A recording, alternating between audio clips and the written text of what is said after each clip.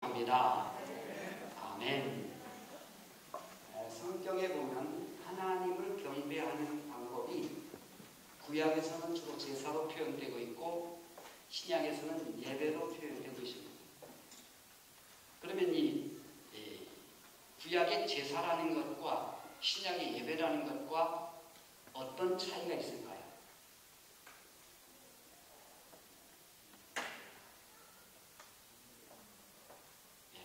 구약의 제사는 죄사함 받기 위해서 드리는 예배입니다.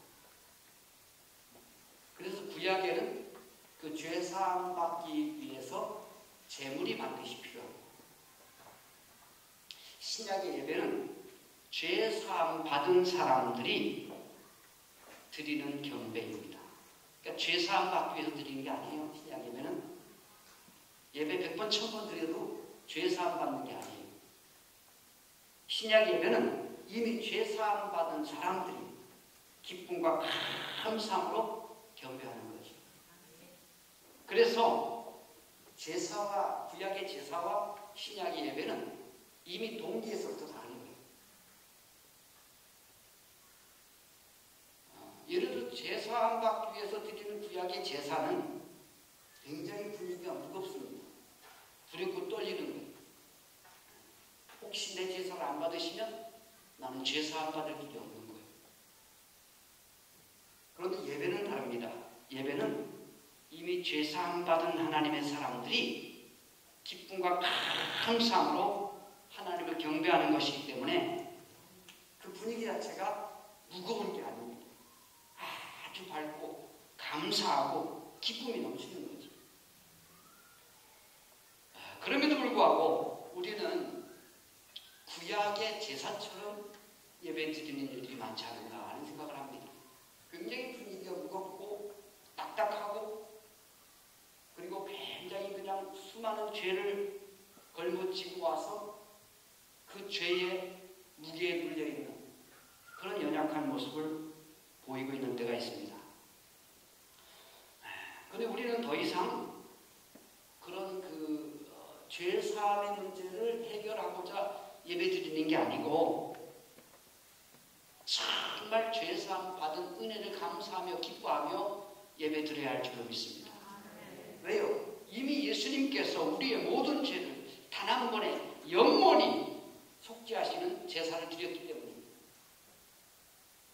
그래서 히브리서 10장 여러분 한번 찾아보시겠습니까? 히브리서 10장 11절로 14절까지입니다. 히브리서 10장 11절에서 14절까지.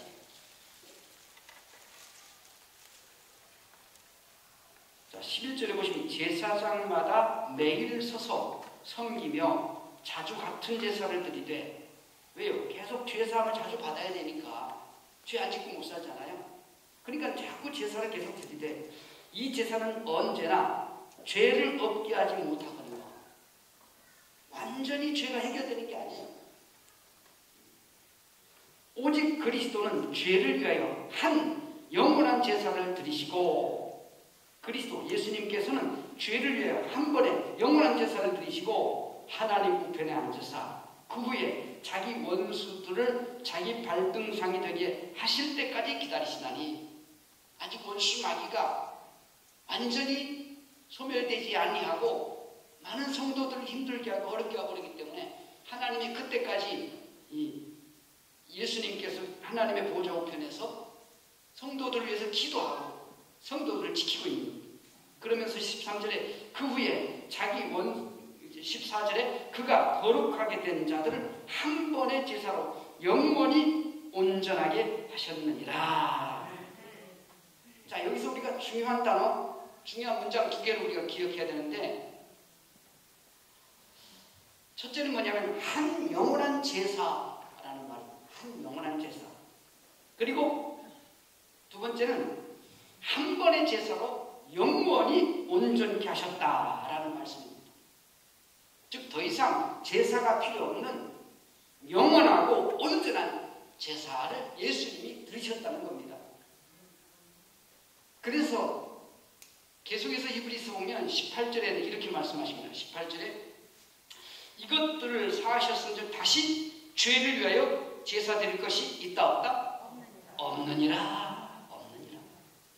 단 한 번에 영원한 속죄를 이루셨기 때문에 그 속죄를 이루신 예수 그리스도의 공로를 의지하고 하나님 앞에 나아가서 기쁨과 감사함으로 하나님을 경배하는 거, 그게 신약의 예배입니다. 그러니까 예배는 어떤 의미에서 아주 축제입니다. 축제. 이 축제일 중에서 최고의 축제일이 언제인가? 바로 이 부활절입니다. 부활절.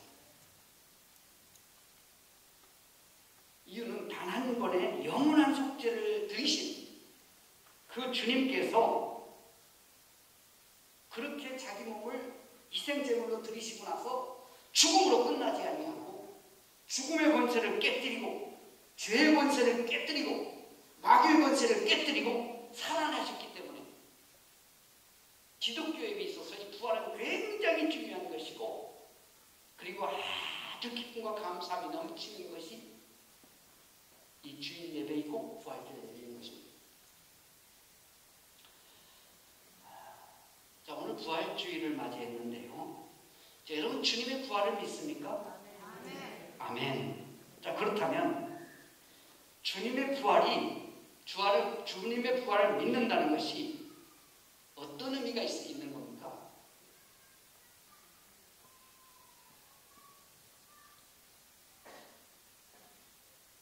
그 주님께서 부활하셨으니 그 주님을 믿는 우리도 부활할 것입니다 라는 의미가 있는 거죠. 그렇다면 다시 한번 질문을 드리겠습니다. 그 주님께서 부활하셨으니 우리도 다시 부활할 것이다 라는 걸 믿는데, 그 부활에는 어떤 의미가 있는 건가요?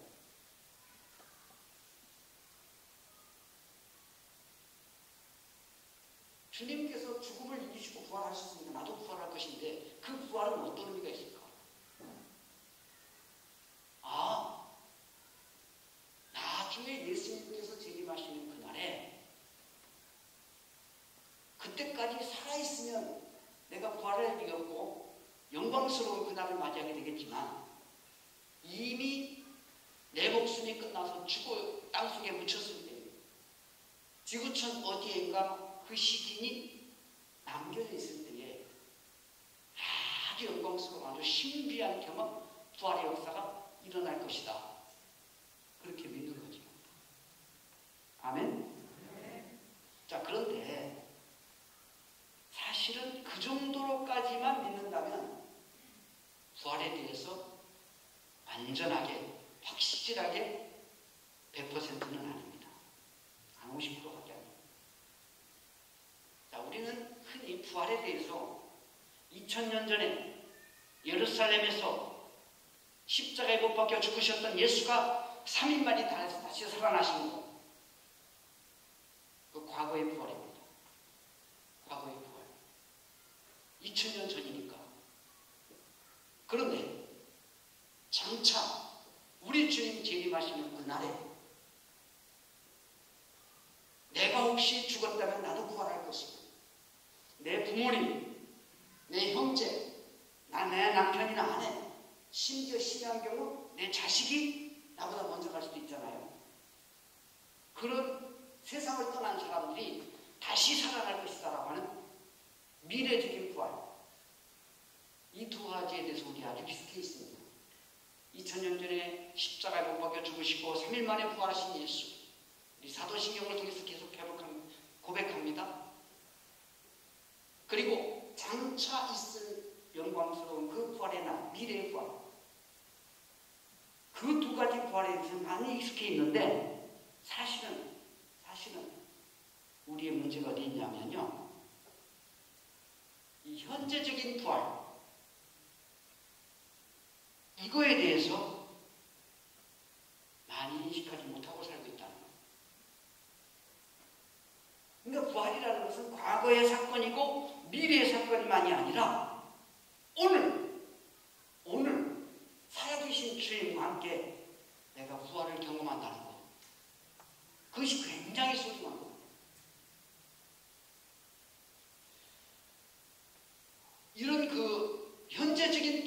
대한 진실한 믿음이 없기 때문에 하나님의 능력과 지혜와 권세가 드러나지 아니하고 세상을 살아가는 건 너무 피곤하고 힘들고 어려운 거예요.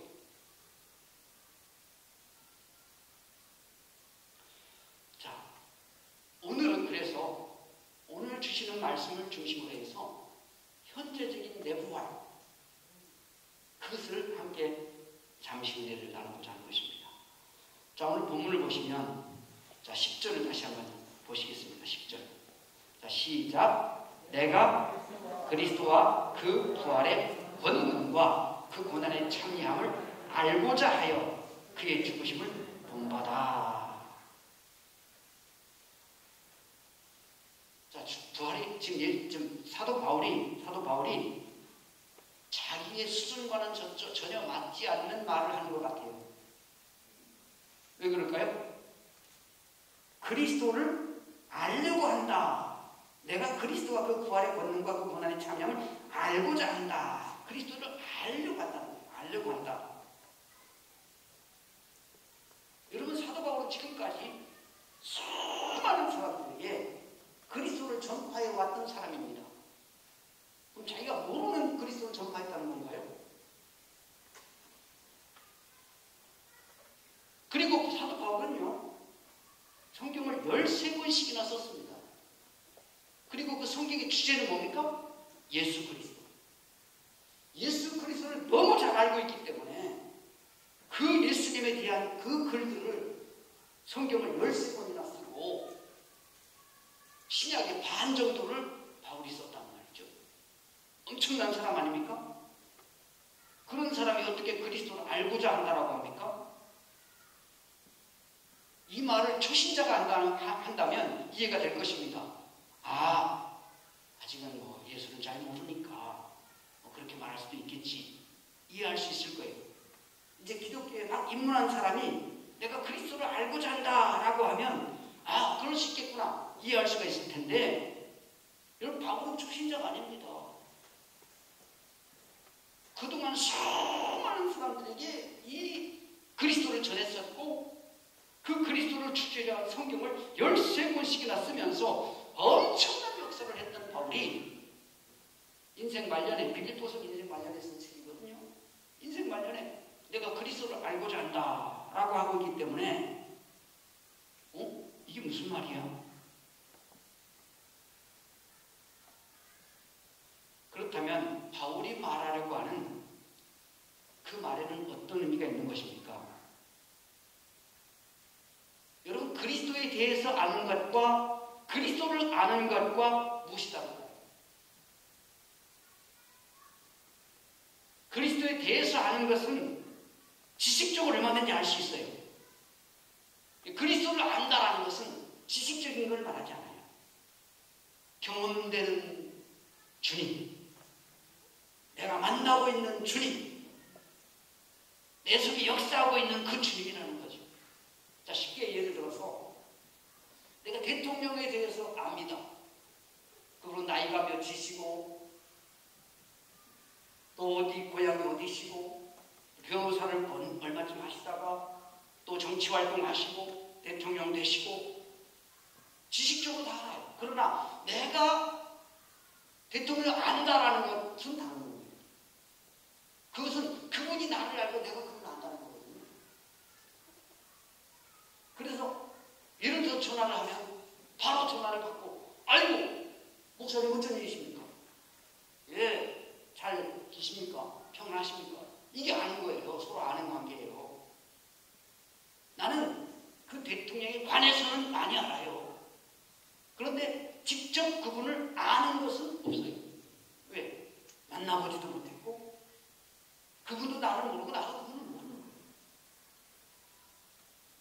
그러니까 이 바울이 내가 그리스도를 알기를 원한다는 것은요, 이렇게 정말 경험되는 주님, 살아계신 주님, 지금도 역사하시는 주님, 그 주님에 대해서 더 경험되기를 원한다.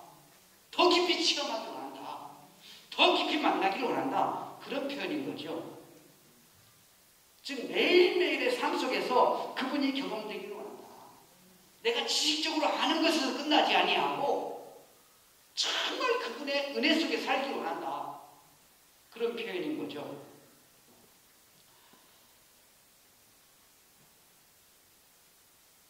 이 지식적으로 아는 건 예수님께서 어디서 태어나셨고 무슨 일을 하셨고 그리고 어떻게 돌아가셨고 뭐 그런 거 다 지식으로 아는 거죠. 그 지식으로 아는 것 가지고 우리 문제가 해결되는 것도 아니고 구원받는 것도 아니에요. 직접 그 예수를 영접하고 그 예수를 만나고 그 예수로 거듭나고 그 예수의 생명이 내 안에 들어와야 내가 새 생명을 얻는 것이고 영생을 얻는 것이고 하나님의 자녀가 되는 것입니다. 그래서 바울은 이미 예수를 만난 사람이고 경험한 사람이지만 그러나 과거의 경험으로 만족하지 아니하고 오늘 또 예수를 경험하고 내일 또 예수를 경험하고 예수 안에서 하루하루 정말 그 그리스도 안에 있는 그 풍성한 삶을 그 넉넉한 삶을 누리기를 원한다는 거죠. 그 주님의 능력이 나의 능력이 되어지고 그 주님의 지혜가 나의 지혜가 되어지고 그 주님의 권능이 나의 권능이 되어져서 그것을 경험하면서 그것이 드러나기를 원한다는 거죠. 그런 표현인 것입니다. 매 순간순간 섬세하게 주님을 경험하기를 원하는 그런 표현인 것이죠.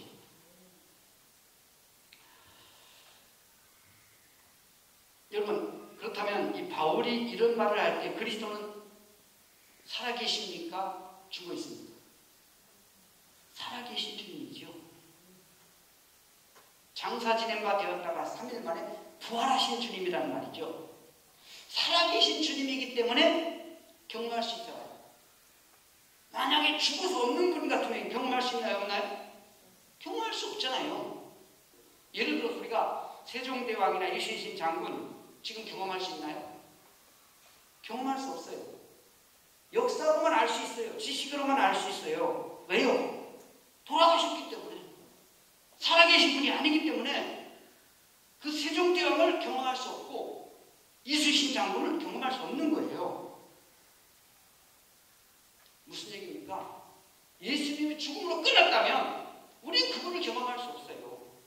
그런데 죽음의 권세를 깨뜨리고 마귀의 권세를 깨뜨리고 무덤을 깨뜨리고 살아나셨기 때문에 살아계신 주님이기 때문에 그 주님을 경험할 수 있는 줄로 믿습니다. 그래서 우리는 그 주님께 기도하고 그 주님 뜻대로 하시옵소서라고 기도하고 그 주님을 만나기를 원하는 거예요. 내 문제를 가지고 그 주님 앞에 나아가는 거예요.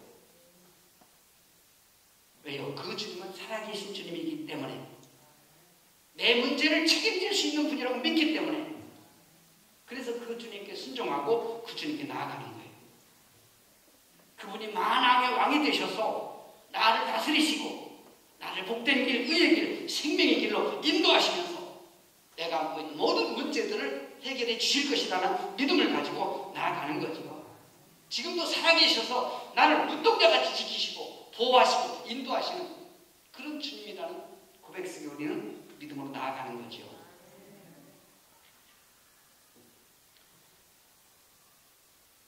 그렇지 않다면 나는 지금 부활의 주님을 믿는 게 아니에요. 만약에 우리가 예수를 믿노라 하면서도요, 그분의 말씀을 따르노라 하면서도요, 그분이 살아계심을, 그분이 다스리심을 믿지 않는다면 나는 부활의 주님을 안 믿는 거죠. 살아계신 주님을 안 믿는 거죠.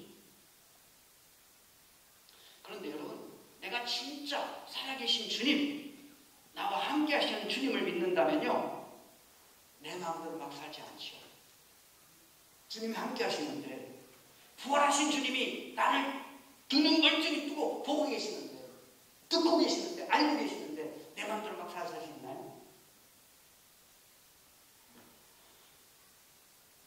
예를 들어서요, 화장실에 들어가서 이제 문을 잠그고 앉아있으면 그 밖에 별의별 이야기를 다 들을 수 있잖아요. 재밌는 얘기도 들을 수 있고 이상한 얘기도 들을 수 있죠. 교회 화장실 같으면 내가 앉아있다고 하면 어떤 분들이 들어와서 목사님 이러고 저러고 막 얘기할 수 있잖아요. 왜요? 수가 있는데 지금 모르니까. 그런데 만약에 어느 칸인가 목사님 계시다, 우리가 하는 말 다 듣고 있다 라고 생각한다면 이런 좀 막 말하기가 어렵죠. 부담스럽죠. 그렇지 않겠어요?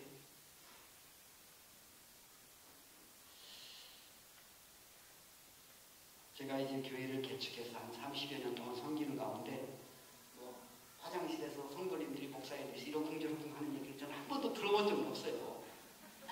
한 번도 들어본 적은 없는데 다만 이 말씀을 좀 잘 이해하게 하기 위해서 이런 그냥 가정을 할 뿐이에요. 무슨 얘기냐면 우리가 사람 앞에서도 그 사람이 있으면 할 말을 다 하지 아니하고 언어를 절제할 거예요. 그렇잖아요. 누군가가 예를 들어서 대통령이 내 옆에 있으면 대통령에 대해서 막 함부로 얘기할 수 있을까요? 함부로 말 못하죠. 우리 친구가 옆에 있으면 그 친구에 대해서 아무렇게나 말할 수 있을까요? 그럴 수 없잖아요. 그럴 수 없잖아요. 자, 바울이 그리스도를 알려 한다는 것은 바로 이런 말이에요. 주님이 바로 내 옆에 있는데, 살아계시는데, 나를 보고 있는데, 나를 듣고 있는데, 나와 함께하고 있는데, 그런 주님에 대해서 더 깊이 알기를 원한다는 거예요. 더 온전히 알기를 원한다는 거예요. 사랑하는 성도 여러분, 오늘 부활절 감사해야 되는데 과거의 부활에 머물지 마시고 미래의 부활에 대해서만 생각하지 마시고 현재 부활하신 예수, 나와 함께 하시는 예수, 나를 지키시고 보호하시고 인도하시는 예수, 내 모든 문제를 알고 계시고 그래서 그분께 맡기며 기도하는 그 예수, 살아계신 주님, 그 주님과 함께, 그 주님과 함께 가정에서, 직장에서, 사회 속에서, 교회에서 늘 그 주님과 함께 동행하는 그런 살아있는 믿음, 생명력 있는 믿음, 그래서 부활하신 주님의 능력과 지혜와 권세가 나를 통해서 이루어져가는 그런 복된 믿음의 사람들 되시길 축복합니다. 아멘. 아버지 감사합니다. 과거의 부활로 머무르지 않게 도와주시고 현재 부활, 미래의 부활에 또한 집착하지 않고 오늘 살아계신 주님을 만나고 체험하고 그 주님과 함께 부활의 신앙 가지고 승리하는 복된 삶이 되게 하옵소서. 이제 오후 시간에도 계속해서 이 말씀을 더 함께 전할 터인데 우리 하나님 은혜가 함께 하시어서 모든 심령이 부활의 주님 더 깊이 체험한 축복된 시간 되게 하옵소서. 예수님의 감사기도 하옵나이다. 아멘. 찬송가 192자.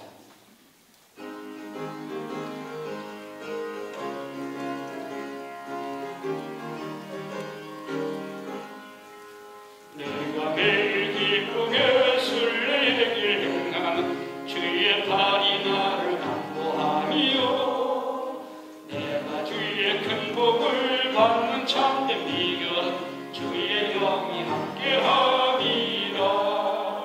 성령이 계시네, 할렐루야 함께하시네. 좁은 길을 걸으며 밤낮 기뻐하는 것 주의 영이 함께함이라. 전에 죄에 빠져서 평안함이 없을 때 예수 십자가의 공로 힘입어 그 발 아래 엎드려 참된 경배하는 주의 영이 함께함이니라. 성령이 계시네, 할렐루야 함께하시네. 좁은 길을 걸으며 밤낮 기뻐하는 것 주의 영이 함께함이니라. 나와 동행하시고 모든 염려하시니 나는 숲의 새와 같이 기쁘다. 내가 기쁜 마음으로 주의 뜻을 행하는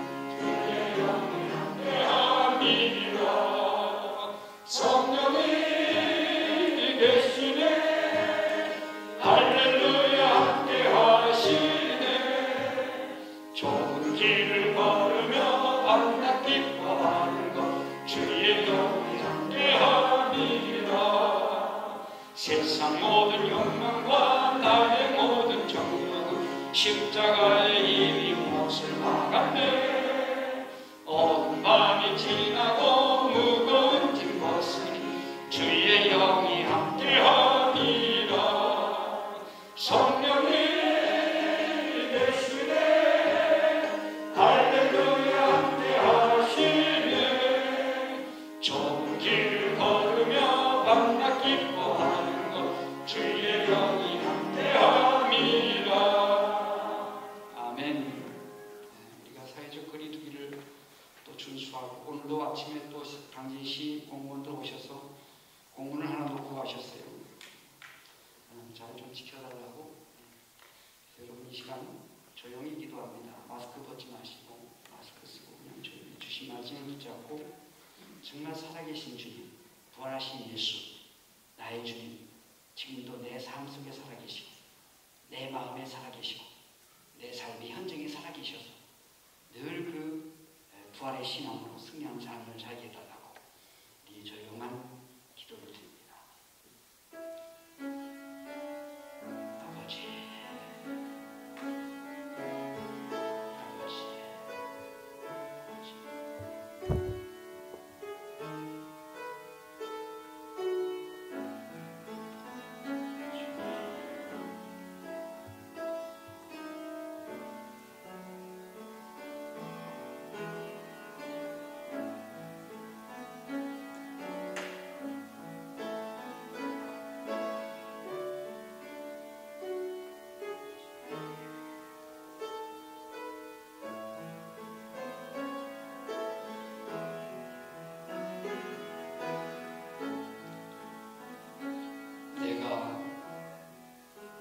그리스도와 함께 십자가에 못 박혔나니 그런 적이 내가 산 것이 아니요 내 안에 부활하신 그리스도께서 사신 것이라.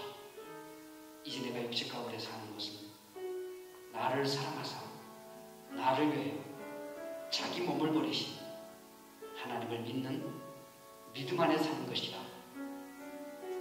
부활의 주님이 내 안에 살고 있다는 고백을 했던 바울의 고백을 기억합니다. 그 주님 영원히 살아계셔서 이제 성령으로 내 안에 계시니 나와 함께 하시니 나를 이끌어 가시는 주님이심을 고백합니다. 주님의 지혜가, 주님의 권세가, 주님의 능력이, 그 부활하신 주님의 놀라운 능력과 지혜와 권세가 우리의 삶을 통해 드러나게 하시고 하나님의 영광이 충만케 하여 주시옵소서.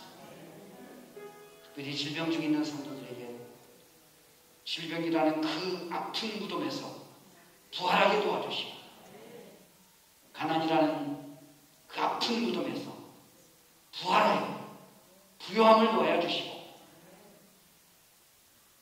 또 인간관계가 꼬이고 어려워 있는 심령이 있다면 그 답답함에서 벗어나는 부활을 경험케 하시고 모든 삶 속에서 지금 살아계신 주님, 지금 나와 함께 하시는 주님, 그 부활의 주님을 경험해 나아가는 하나님의 사람들 되게 하옵소서. 예수님의 이름으로 감사